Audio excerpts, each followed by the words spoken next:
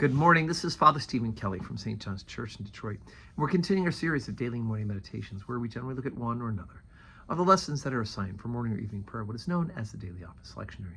Today, from Monday, let's take a look at the lesson that's assigned from the book of Ecclesiasticus. Now, we are starting a couple of new books. We've just finished Luke's Gospel. We're starting Matthew's Gospel at morning prayer. We are also starting St. Paul's second letter to the Corinthians. And we've just kind of dove into Ecclesiasticus, which is one of the books from the Deuterocanonical books, right? One of those books that are written kind of in between the Old and New Testament and are considered canonical by the Roman Catholic, the Orthodox, and the Anglican churches, which means the vast overwhelming majority of Christianity. So Ecclesiasticus, remember, they're wisdom sayings, advice on how to live a good and godly life. Ecclesiastes 3, beginning at verse 17. My son, go on with thy business in meekness, so shalt thou be beloved of him that is approved. The greater thou art, the more humble thyself, and thou shalt find favor before the Lord. Many are in high place and of renown, but mysteries are revealed unto the meek.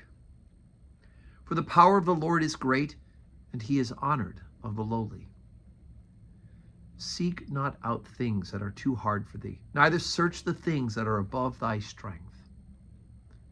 But what is commanded thee, think thereupon with reverence, for it is not needful for thee to see with thine eyes the things that are in secret. Be not curious in unnecessary matters, for more things are showed upon thee than men understand. For many are deceived by their own vain opinion, and an evil suspicion hath overthrown their judgment. Without eyes thou shalt want light. Profess not the knowledge thereof that thou hast not. A stubborn heart shall fare evil at the last, and he that loveth danger shall perish therein. An obstinate heart shall be laden with sorrows, and the wicked man shall heap sin upon sin. In the punishment of the proud there is no remedy, for the plant of wickedness hath taken root in him. The heart of the prudent will understand a parable, and an attentive ear is the desire of a wise man. Water will quench a flaming fire, and alms maketh an atonement for sins. And he that requireth good turns is mindful of that which may come hereafter. And when he falleth, he shall find a stay. Okay, wow, man, talk about great advice. And really an observation of reality, that the greater thou art in a position of authority or a position of prominence, the more humble you need to be, right? And that we need to learn meekness, right? Which is an attribute of humility. And interesting, so the power of the Lord is great, and he's honored by the lowly, by those who understand humility, right? Not being proud or boastful, but humility.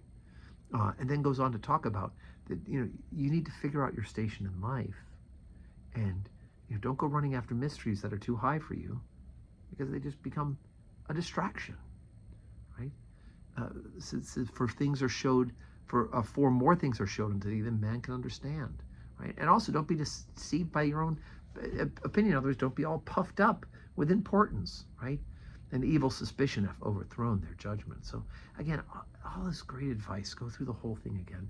Ecclesiastes 3:17 through 31. And think to yourself as you read it, where am I? What am I thinking? What do I think of myself in relationship to God and to others? And let Ecclesiasticus help us to figure that out. So today's Monday. I'm out of town today. I'm on my way to take my daughter to college, my baby daughter. So please pray for us for travel mercies today. And God willing, we'll be back later in the week. But these morning meditations will continue throughout the week. And may you have a Monday that is full of blessings.